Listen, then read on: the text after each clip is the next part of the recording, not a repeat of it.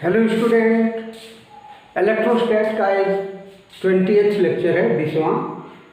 इस लेक्चर में हम आज आपको बताने जा रहे हैं capacitance with dielectric medium, calculation of induced charges on dielectric slab and force between parallel plate capacitor. पहले हम शुरू करते हैं कैपेसिटेंस विथ डाइलेक्ट्रिक मीडियम। पिछले क्लास में हम लोगों ने डाइलेक्ट्रिक मीडियम से रिलेटेड पूरा टॉपिक पढ़ा था। आज हम लोग देख रहे हैं कि डाइलेक्ट्रिक का इफेक्ट कैपेसिटेंस पर क्या पड़ता है। पॉजिटिव और नेगेटिव दो प्लेट है, इसका नाम कलेक्टिंग प्लेट, इसका नाम कंडेंसिंग प्लेट। इस पर दिया गया चार्ज Q है, Q माइनस Q, और T थिकनेस का एक डाइलेक्ट्रिक स्लैब इसमें डाला गया है। और हम लोग इसके बारे में पूरा डिटेल से पढ़ चुके हैं कि डाइलेक्ट्रिक स्लैब को जब इलेक्ट्रिक फील्ड में हम लोग डालते हैं देन ये नॉन पोलर से पोलर में कन्वर्ट होकर के ये पोलराइज हो जाता है। तो पोलराइजेशन के कारण इंड्यूस्ड चार्जेस इस फेस पर यहाँ पर QI डेवलप होता है, माइनस QI, और इधर प्लस QI। और हम लोग ये भी पढ़े कि डाइलेक्ट्रिक के अंदर नेट इलेक्ट्रिक फील्ड कम हो जाता है क्योंकि applied electric field left to right है और इंड्यूस्ड इलेक्ट्रिक फील्ड स्लैब के अंदर राइट टू लेफ्ट है। ये दोनों माइनस करने के बाद net electric field E0 minus EI, जो कि E0 बाई K के बराबर होता है कूलम्ब्स लॉ के हिसाब से। आगे हम देखें Q is equal to charge on collecting and condensing plate. Plus minus हमने दिया है, प्लस कलेक्टिंग के लिए और माइनस कंडेंसिंग के लिए। ए एरिया ऑफ ईच प्लेट, दोनों प्लेट का एरिया ये है, D दोनों के बीच का सेपरेशन है, and T is the thickness of dielectric slab and K is equal to dielectric constant of the dielectric slab. E is equal to net electric field intensity inside the dielectric, that is the E0 minus EI is equal to E0 by K, जो यहाँ पर लिखा था। ये dielectric slab के अंदर जो electric field होगा उसके लिए हम लोग लिखते हैं E0 is equal to electric field intensity in rest vacuum medium। इस डाइलेक्ट्रिक स्लैब के बाद जो जगह बच जाता है वहाँ का इलेक्ट्रिक फील्ड E0 लिया गया है, जो Q by A epsilon not के बराबर होता है गॉस लॉ के हिसाब से। हम लोग शुरू करते हैं कि कैपेसिटेंस का डेरिवेशन क्या होगा। तो C is equal to Q by V is the general formula. इसको इक्वेशन 1 बना लिए, जहाँ पर V क्या है, new potential difference after inserting the slab. Slab डालने के बाद उसका पोटेंशियल डिफरेंस जो चेंज हुआ उसको भी मान लिए हम लोग, जिसका फॉर्मूला होता है W बाई Q। W मतलब work done in bringing Q charge from negative to positive plate. So force के जगह पे work done is equal to force into displacement होता है। फोर्स के जगह पे हम लोग इलेक्ट्रिक फील्ड इनटू चार्ज लिखते हैं। तो यहाँ पर निगेटिव से पॉजिटिव प्लेट के बीच में दो तरह का इलेक्ट्रिक फील्ड है। एक T थिकनेस पर रिड्यूस्ड इलेक्ट्रिक फील्ड E है, जिसके बदले हम लोग E0 बाई K लिखेंगे, और बाकी जगह में यानी D माइनस T जगह में E0 है।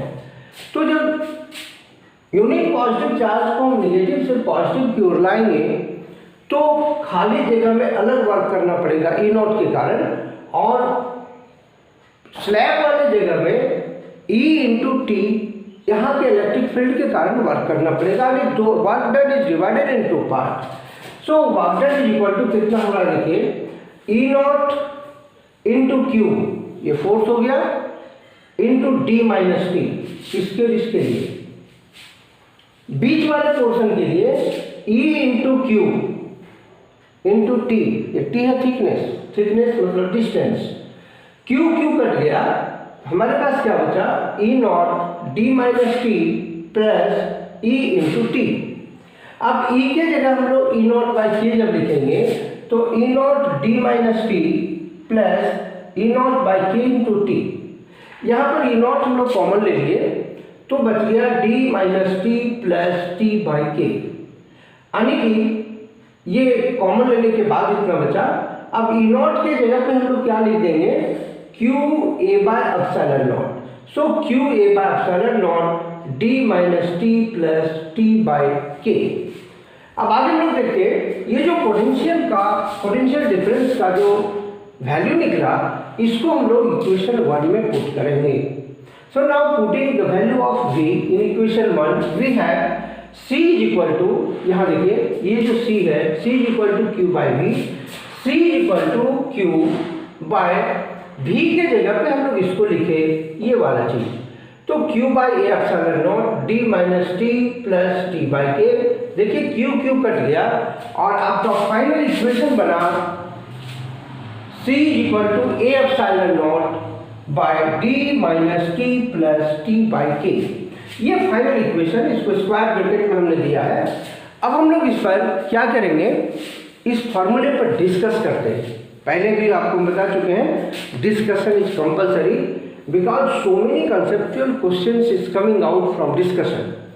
सो डिस्कशन नंबर 1 क्या है कि t को यदि 0 कर दिया जाए फर्स्ट में, यानी स्लैब डाले ही नहीं, तो पूरा कैपेसिटेंस, जो कैपेसिटर का कैपेसिटेंस होगा वो वैक्यूम वाले कैपेसिटेंस की तरह होगा, क्योंकि t को 0 करने पर सीधा सीधी c equal to A epsilon naught by D होगा, जो c नॉट जिसको हम लोग कहते हैं। दूसरा डिस्कशन है c is directly proportional to t। मतलब क्या कि थिकनेस जितना बढ़ाते जाएंगे इसका कैपेसिटेंस उतना बढ़ता जाएगा। सो यहाँ पर आपको लग रहा होगा कि फॉर्मूले में t नीचे है तो इन्वर्सली प्रोपोर्शनल होना चाहिए, लेकिन वैसा नहीं है। ये d माइनस टी है, जैसे जैसे हम t का वैल्यू बढ़ाते जाएंगे d माइनस ये नीचे वाला डिनोमिनेटर का वैल्यू और घटता जाएगा और c का वैल्यू बढ़ता जाएगा। इसका मतलब हुआ c is directly proportional to thickness. Third है when t equal to d, मतलब पूरा कैपेसिटर को डाइलेक्ट्रिक से भर दें। डाइलेक्ट्रिक तो इंसुलेटर होता है, शॉर्ट करेगा नहीं, इसलिए तब हमारा क्या हो जाएगा, t को d के बराबर करने से, यहाँ पर देखिए t जहाँ जहाँ t लिखा हुआ है वहाँ वहाँ d लिख दें यदि, तो ये d कट जाएगा, ये d बाई k हो जाएगा, k ऊपर चला जाएगा। सो बच गया ए epsilon naught by D into के, यानी सी नॉट के। ये हम लोग इस पर डिस्कस कर रहे हैं कि कैपेसिटेंस जो हम लोग अभी बनाए हैं उसका कैपेसिटेंस बढ़ाने के लिए और क्या क्या कर सकते हैं। लास्ट फोर्थ डिस्कशन में हम लोग इसके आधार पर डाइलेक्ट्रिक कांस्टेंट के आधार पर हम लोग कैपेसिटेंस के आधार पर डाइलेक्ट्रिक कांस्टेंट को डिफाइन भी कर सकते हैं। जैसा कि ये लास्ट इक्वेशन जो मिला C equal to C naught K, so K equal to C by C naught. So definition हम लोग दे सकते हैं डाइलेक्ट्रिक कांस्टेंट का, ratio of the capacitance in vacuum to the capacitance in medium to the capacitance in vacuum. जबकि Coulomb's law में हम लोग बोले थे F naught by F, force in vacuum to the force in medium, उसको dielectric constant बोलते हैं। हम लोग इसको एप्सिलॉन आर यानी रिलेटिव परमिटिव भी बोल सकते हैं। Epsilon R is equal to C by C naught, ऐसे भी हम लोग कह सकते हैं। आगे हम लोग टॉपिक देखते हैं कि इंड्यूस चार्जेस का कैलकुलेशन कैसे करते हैं। नेक्स्ट टॉपिक है calculation of induce charges on dielectric slab. इसके पहले अभी टॉपिक में हम लोग पढ़े थे कैपेसिटेंस विथ डाइलेक्ट्रिक मीडियम। इसके बाद का जो टॉपिक है वो दो टॉपिक है, एक कैलकुलेशन ऑफ इंड्यूस चार्जेस और दूसरा है force of attraction between plates of parallel plate capacitor. पहला ऊपर वाला टॉपिक देख रहे हैं, ये कैपेसिटर के दो प्लेट्स हैं, गिवन चार्जेस प्लेट पर Q और माइनस Q है, इसके बीच में डाइलेक्ट्रिक स्लैब डाला हुआ है और डाइलेक्ट्रिक स्लैब के दोनों फेस पर, यहाँ पॉजिटिव है यहाँ निगेटिव, और इस फेस पर पॉजिटिव चार्जेज इंड्यूस्ड हुआ क्यू चार्जेस के कारण applied electric field E not और इंड्यूस्ड चार्जेस के कारण इलेक्ट्रिक फील्ड ई आई है। ई नॉट का डायरेक्शन लेफ्ट टू राइट है और ई आई का डायरेक्शन राइट टू लेफ्ट है। इसकी वजह से net electric field dielectric slab के अंदर कम हो जाता है। देखते हैं क्या क्या चीज यहाँ पर गिवन है। Plus minus Q, capital Q is equal to charge on collecting and condensing plate. Plus minus Q i induce charges on outer face of dielectric, जो यहाँ और यहाँ हम लोग देख रहे हैं। E naught is equal to electric field intensity due to plus minus Q charges, जिसका डायरेक्शन है लेफ्ट टू राइट और जिसका फॉर्मूला होता है गॉस लॉ के हिसाब से Q by A epsilon naught. उसी तरह से E i electric field intensity due to plus minus Q i charges, जिसका डायरेक्शन है राइट टू लेफ्ट, इसका गॉस थ्योरम के हिसाब से लिखे यदि तो Q i by A epsilon naught. अब ये Q by A epsilon naught जो लिखने का तरीका है वो सिग्मा बाय एप्सिलॉन नॉट होता है इलेक्ट्रिक फील्ड का वैल्यू। तो हम लोग उसी को लिखे हैं। यहाँ पर हम लोग यदि 2 लिखें तो बेटर होगा, ये 2। Now net electric field intensity E is equal to E naught minus E I. Dielectric slab के अंदर इलेक्ट्रिक फील्ड इंटेंसिटी E जो होगा वो ई नॉट माइनस ई आई के बराबर होगा, लेकिन E जो हम लोग लिखते हैं ई नॉट बाई के लिखते हैं, जहाँ पर के क्या है, dielectric constant of this dielectric slab. ये कूलम्ब्स लॉ के आधार पर लिखा गया है। सो इस फॉर्मूले से ई आई को हम लोग निकाल रहे हैं इधर। E naught minus E naught by K लिखे, ई के जगह पे ई नॉट बाई के लिखे। सो ई नॉट ये कॉमन लेने के बाद 1 माइनस 1 बाई के बचा, यानी कि अब हम लोग ई आई के जगह पे Q I by A epsilon not लिखेंगे और क्यू के जगह पे ये ई नॉट के जगह पे क्यू बाय ये एप्सिलॉन नॉट लिखेंगे। ये 2 लिखे हम लोग, कोई हर्ज नहीं है, लेकिन लिखना नहीं चाहिए क्योंकि 2 प्लेट्स अवेलेबल है यहाँ पर। अब आगे देखिए कि इसको जब हम सॉल्व किए, ए एप्सिलॉन नॉट कट गया। A is the area of the plate, जितना स्लैब का एरिया है उतना ही कैपेसिटर के प्लेट का एरिया है, तो दोनों कट गया। कटने के बाद induce charges Q i is equal to Q under bracket 1 plus 1 by K है, जहाँ पर के डाइलेक्ट्रिक कांस्टेंट है। इस तरह से हम लोग इंड्यूस चार्जेस का कैलकुलेशन कर लेते हैं। इसके बाद का टॉपिक है force of attraction between plates of parallel plate capacitor. Students आपको समझना पड़ेगा कि जब भी हम लोग 2 चार्जेज आसपास में होते हैं, लाइक चार्जेज होते हैं और लाइक चार्जेज होते हैं, तो फोर्स ऑफ लाइक चार्जेज के लिए रिपल्सन होता है और लाइक चार्जेज के लिए अट्रैक्शन होता है। अब पैरेलल प्लेट कैपेसिटर में 2 प्लेट होते हैं, एक प्लेट पॉजिटिव चार्ज होता है, दूसरा नेगेटिव होता है। सो डेफिनेटली दोनों प्लेट्स एक दूसरे को अपनी तरफ अट्रैक्ट करते हैं। उसी अट्रैक्शन फोर्स का वैल्यू हम लोग निकालेंगे यहाँ पर। क्योंकि ये पॉइंट चार्ज नहीं है इसलिए हम लोग यहाँ कूलम्ब्स लॉ नहीं लगा रहे। कैसे हम लोग करते हैं, देखिए E naught is equal to uniform electric field due to plus Q charge. मान लेते हैं सिर्फ ये प्लेट है, अभी ये नहीं है, तो इसके कारण यूनिफॉर्म इलेक्ट्रिक फील्ड जो होगा ई नॉट वो गॉस लॉ से सिग्मा बाई 2 एप्सिलॉन नॉट होगा। यहाँ 2 नहीं था क्योंकि दोनों प्लेट एक साथ कंसीडर कर रहे थे।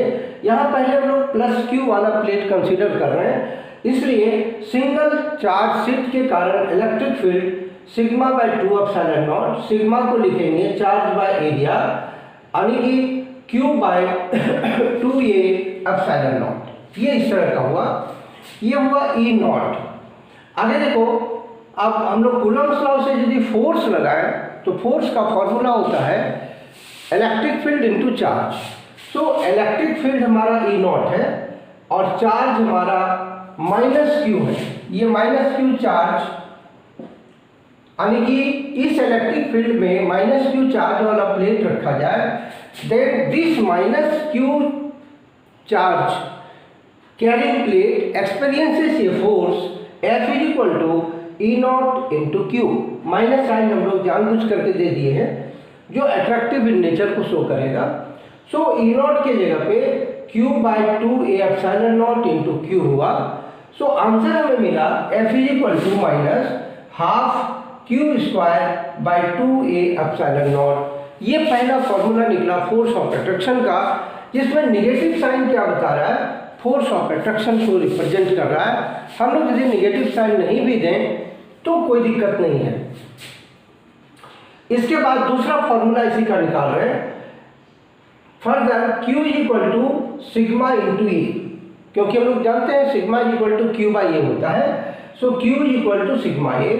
सो जहां पर Q लिखा हुआ है वहां पर सिग्मा ए यदि लिखें तो कट कुट करके आपको आंसर मिलेगा half sigma square A by 2 epsilon not. ये कट गया।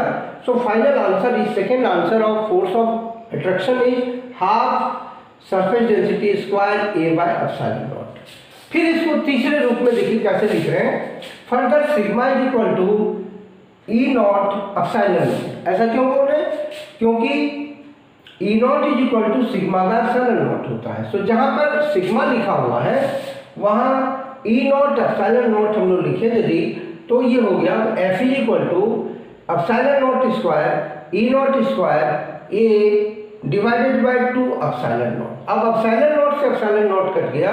सो आंसर मिला कितना, half epsilon naught E naught square into A, यानी कि फाइनल आंसर हुआ F is equal to half epsilon naught E naught square into ए।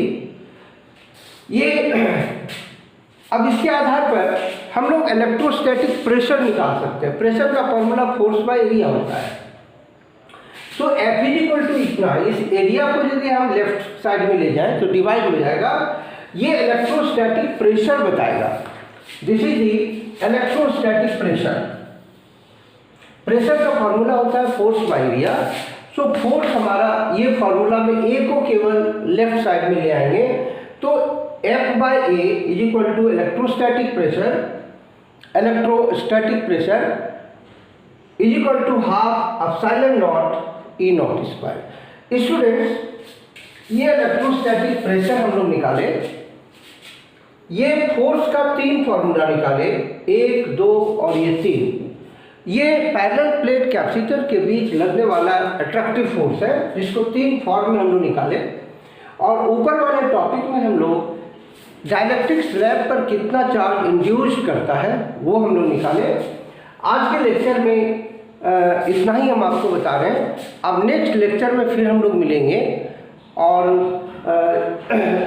हम YouTube में ये सारा चीज़ नोट्स के रूप में आपको अवेलेबल करा देते हैं। आप उसको ज़रूर देखिए, उसका फ़ायदा लीजिए। Thank you.